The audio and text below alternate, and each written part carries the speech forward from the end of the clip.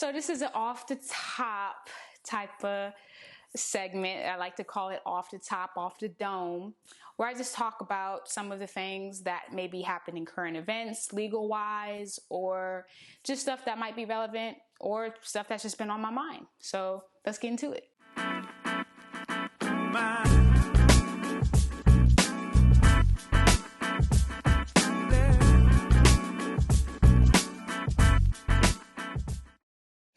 Hey fam, what's up? It's Shar and welcome to Law and Living Color, where I give quick tips and experiences on how to guide you through the law school process and legal field as a person of color. So recently the US News rankings for 2022 came out March 30th. So every year they come out with a new rank for a school, and you have the whole law school jargon. So T14, which just means top 14. The T stands for top. First, let's talk about some of the things that happened in the US News. So in the US News, some things changed. I'm not going to talk about every single thing that changed, but I'm just going to talk about the changes that were kind of relevant to me. So a school that I'm very much interested in is Duke Law, and Duke went up in ranking. So I believe they were number 12 and they went up number 10. Woo woo. So 10's the new solid number of the year. We're just going by 10 for everything. And Georgetown left the T14. So Georgetown was ranked number 15 this year, which was kind of like a big deal on the Reddit forums for sure. When a school gets a ranking, they can tend to solidify that ranking for a few years. So the fact that they lost it was a pretty big deal, especially for people that are going into Georgetown. So some people might assume like the whole Georgetown lowering rank is possibly because of a video that came out of a professor, pretty much having biases towards her black students. Yeah, here's a little snippet of that. And you know what? I hate to say this.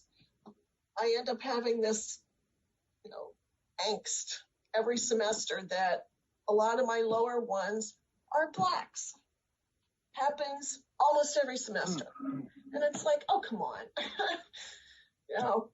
Get some really good ones, but there are also usually some that are just plain at the bottom. It drives me crazy.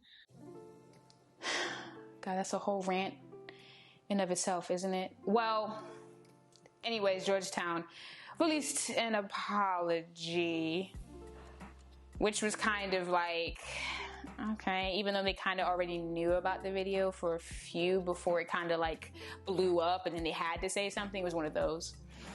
So they might have definitely lost some people that were thinking about going to Georgetown, but the fact that it takes so long to like rank schools, I doubt that had too much of a factor. But nonetheless, that video sure did not help Georgetown's case whatsoever.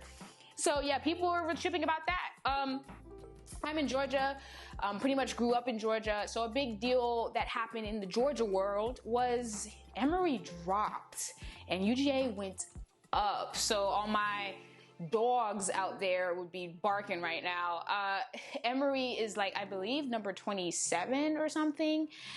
So they're no longer top 25, which was a pretty big deal since Emory solidified that for a while. It was also a big deal that certain other schools jumped ahead of Emory, including UGA, which was behind Emory for the longest. I don't even recall if UGA was above or not, but don't quote me on that. So it was a big deal in the Georgia community of law schools. So that's just like a little bit of the news that I thought was relevant with the US News report. I mean, there are other schools that went up in rank. There were schools that went down in rank.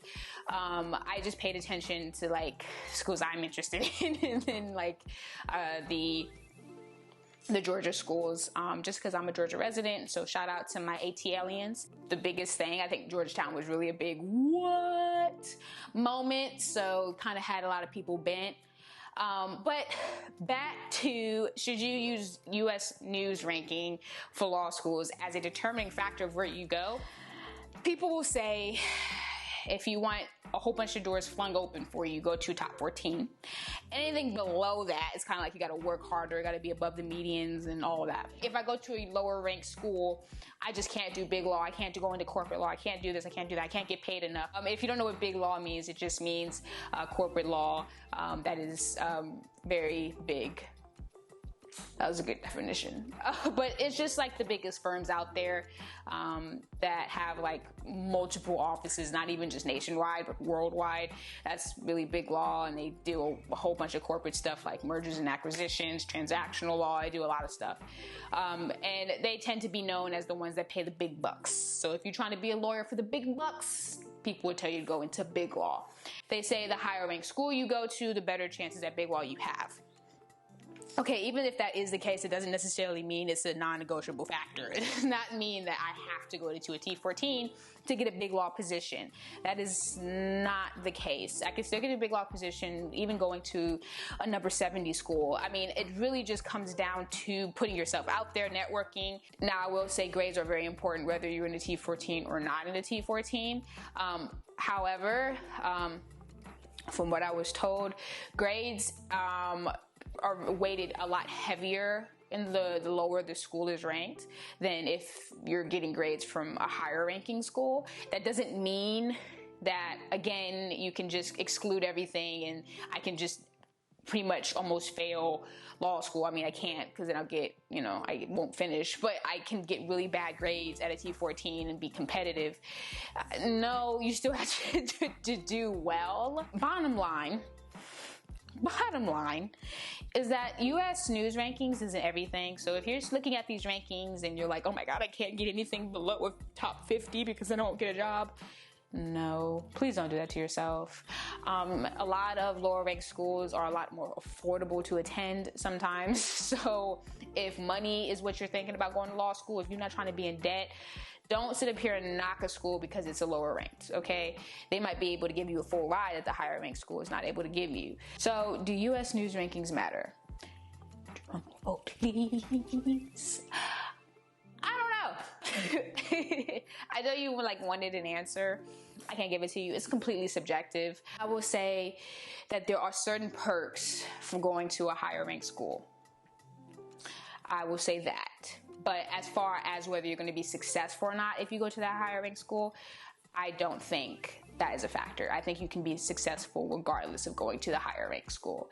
And hopefully I just gave you some insight into how to determine what schools to factor in and whether, depending on U.S. news ranking of those schools, is actually worthy of doing. And I'm going to tell you right now, it's not. So please don't make that everything, okay? As always, if you like this video and you want to see more content like it, please like, comment, and subscribe. And I got to end things off with a quote. In the words of Bob Sanders, size doesn't matter. It's all about the heart. Peace, guys.